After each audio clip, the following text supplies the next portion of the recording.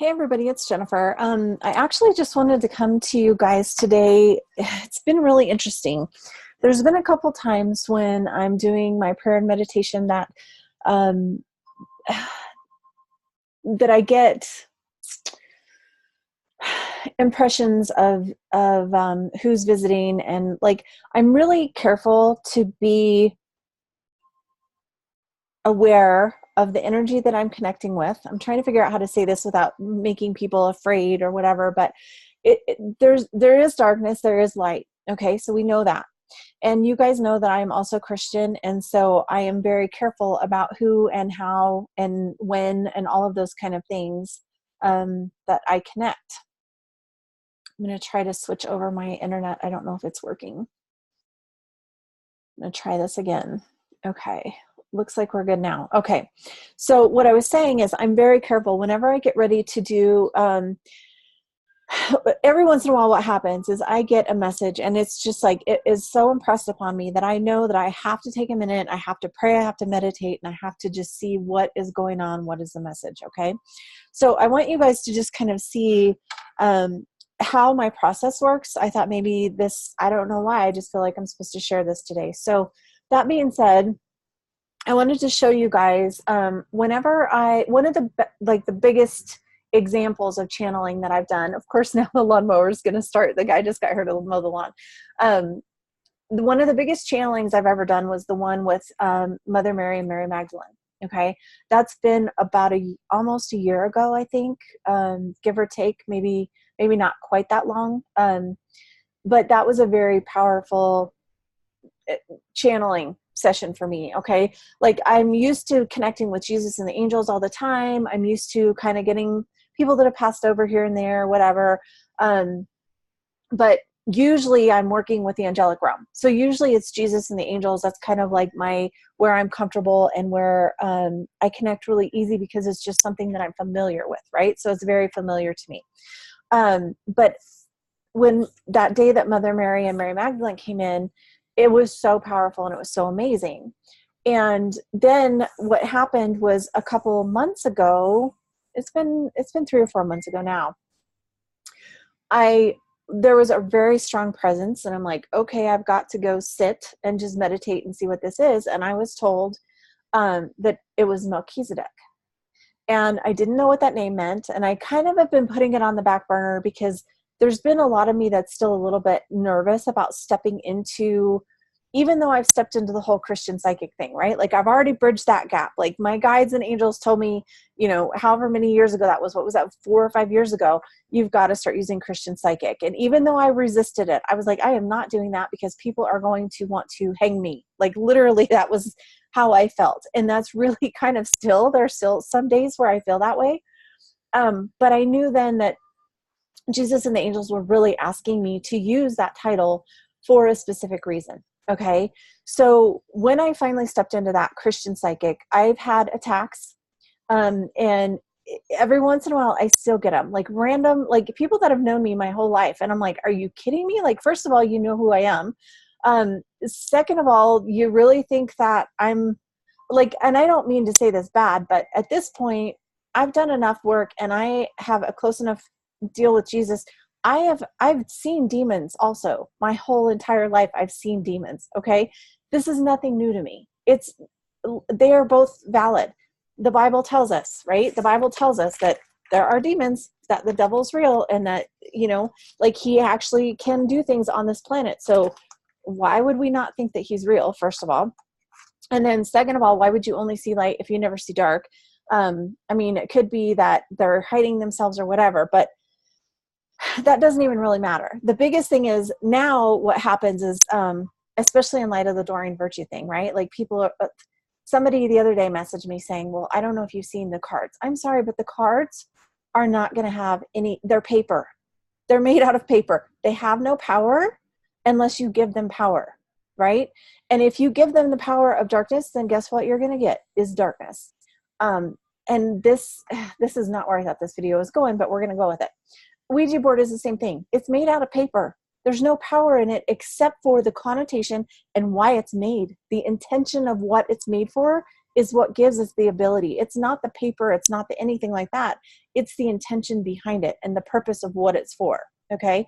So in light of Doreen Virtue's thing, when she made those, she did not have the intention of bringing in evil. She was not in that space of doing that.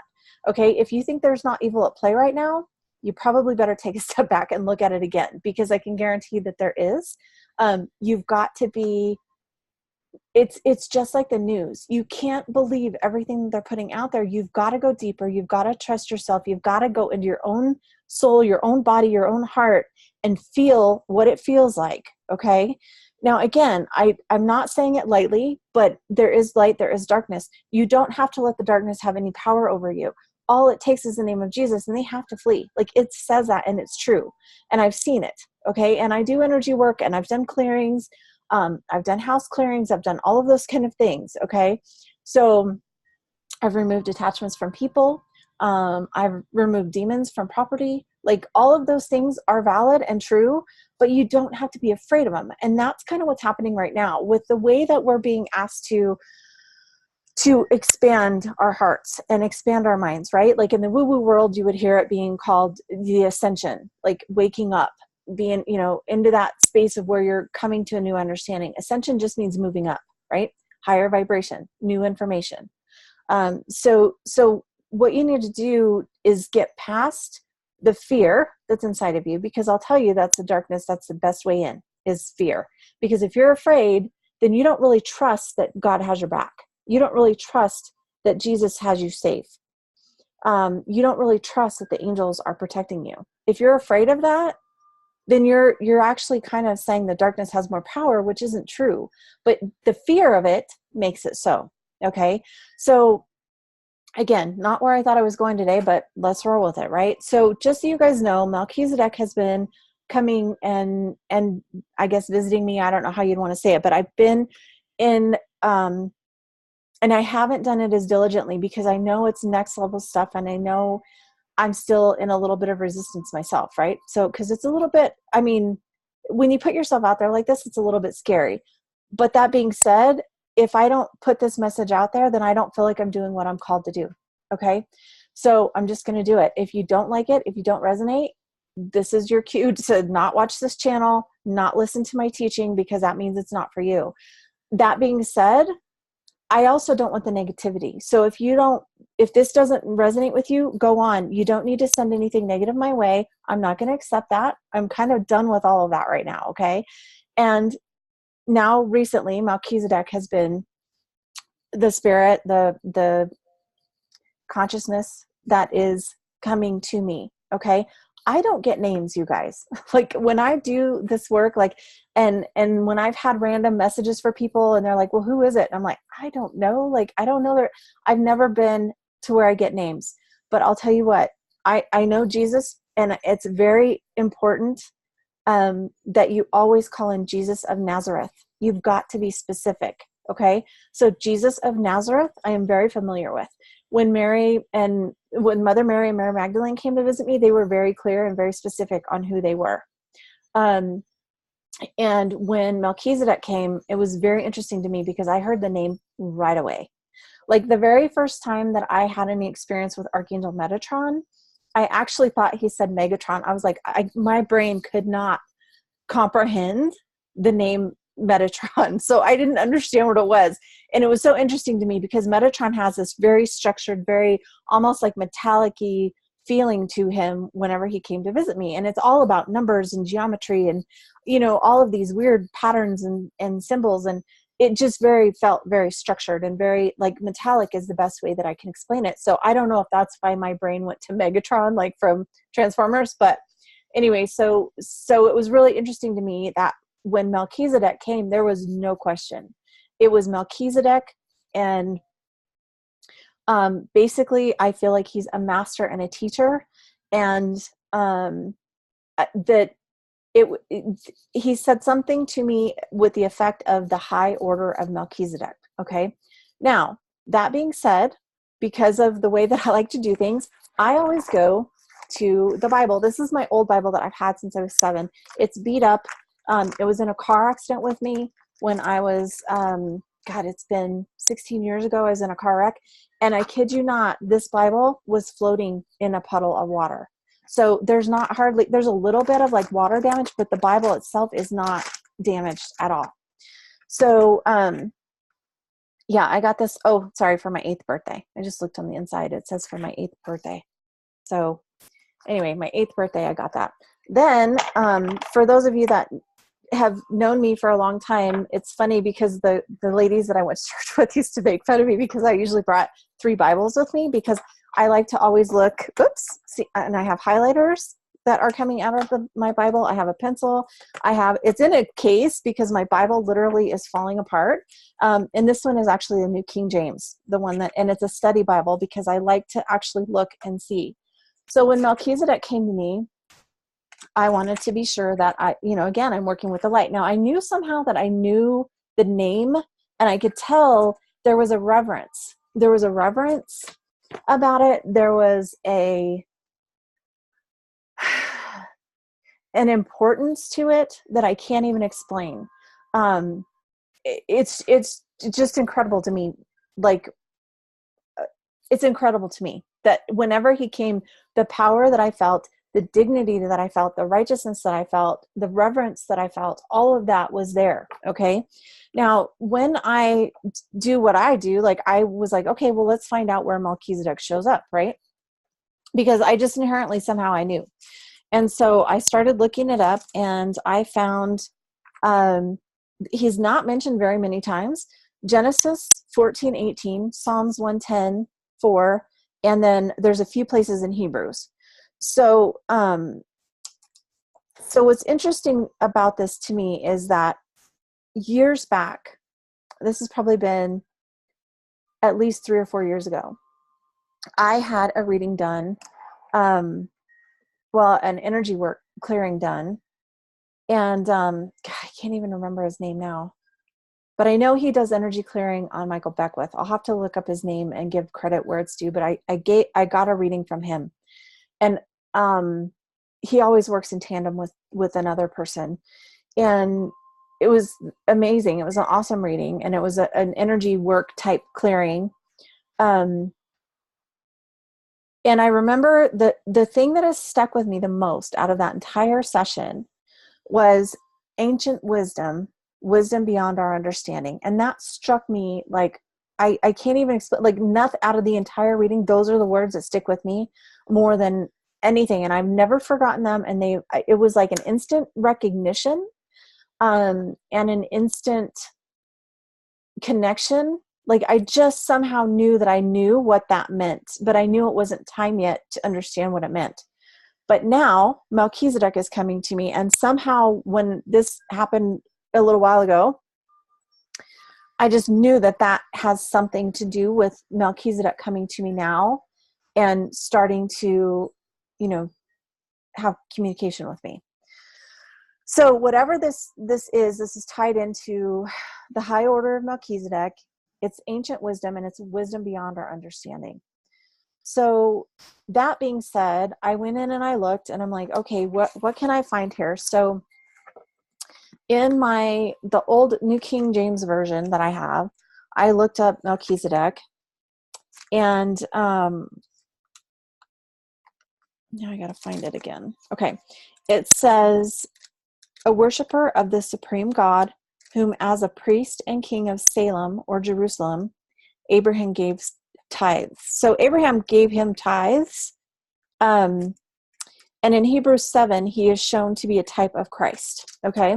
So that's what it says here. Now I know that in like the woo-woo world, I kind of looked up a little bit. I Googled about, when this first came about a couple months ago, but I just didn't, I knew I probably should have been doing it then, but for those of you that follow me, I got sick, I had pneumonia and all kinds of stuff. So I haven't been able to really get into it the way that I wanted to. And then again, here this afternoon, for whatever reason, I was like, okay, I've got to sit down because I'm trying to, like, I could feel a message. If I don't respond when spirit is trying to talk to me, I'll end up getting kind of like weighed down, and I almost get a headache. And I know the difference of when I don't feel good and it's a headache, and when spirit's trying to communicate with me and I'm trying to block it out.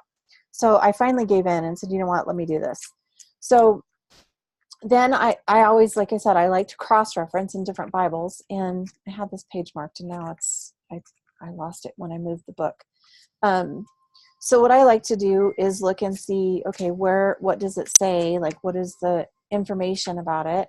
And so I use the concordance, and sometimes there's a dictionary depending on your Bible. And in this one, Melchizedek, it says a type of Christ's eternal priesthood. Now that kind of struck a chord with me, because I thought, okay, I know in the woo-woo world, sorry, I got off track. Some people think that Melchizedek was, or that Jesus was Melchizedek. I don't feel that way. I feel like it's two separate entities. But Melchizedek is like, Jesus is in the high order of Melchizedek. So everything about Jesus was on purpose. He came to show us things, right? He came to teach us things. And there's a whole nother video I'm going to do that has been impressed on me. And I actually have a guy that's actually a pastor that I think we're going to do a combined video on, because things have been so twisted, and we've got to start looking at things from a new way. Like, we've got to start opening our hearts to a whole new level of spirituality. Like, religion has kept everything boxed, okay? And you have to have these rules and all of these kind of things, which is interesting, because Hebrews 7:12 says, and if the priesthood is changed, the laws must also change to permit it. That's talking about the laws of Leviticus, because Levi were the ones that were the priests, right? So the descendants of Levi, Melchizedek is not. He's not part of the Levi tribe, right? So he was before that, because Abraham, he gave tithes to Melchizedek. So anyway, long story, like, you can get into all of this stuff, but anyway, he predates Aaron by generations and generations. And so there's like, it comes back to that ancient wisdom, right? Beyond our understanding. This is all ancient, beyond our understanding. This is way before any of this. So Melchizedek is mentioned in Genesis, also in Psalms 110:4 is the only one, and then a few places, 5, 6, and 7 chapters of Hebrews. So when I was going through this, I'm like, okay, what am I supposed to be finding here? And I think the big thing is that I'm going to keep researching this. I'm going to keep looking at it, because I know that this is a very important message. And I know that there's something about this time right now and what's going on right now, and Hebrews 7:12, that if the priesthood is changed, meaning, okay, so this is talking about when Jesus came, right? Because he changed the priesthood, because before it was Old Testament. When Jesus came, it became New Testament, right? So this is talking about when the priesthood changed. When it changes to Jesus, that means the laws are changed. So that, to me, means that, I mean, I'm not saying that they're not relevant, because they are, but I'm just saying you have to look at it differently, because Jesus put a lot of that, like, changed it. Some of the old laws were changed by what Jesus did. So I just feel like this whole thing about Melchizedek coming in and me learning to connect with it and finding out what the message is and all of these things is all because it's time to start, like, it's almost like changing, like what I'm hearing right now is it's time to change with the times. Like, the old laws are not helping us anymore, right? You can look around in the news, everybody is like, everything is changing. Like, some of the structures, Notre Dame, right? Like, it just, like, it is time for something new. So we've got to be in a space that we're brave enough, and that we know in our hearts our own faith and our own connection to the divine, and know that we're safe, and know that it's time to think outside the box. Okay. I think that's the message for today, and hopefully you guys resonate, and I will talk to everybody soon. Bye.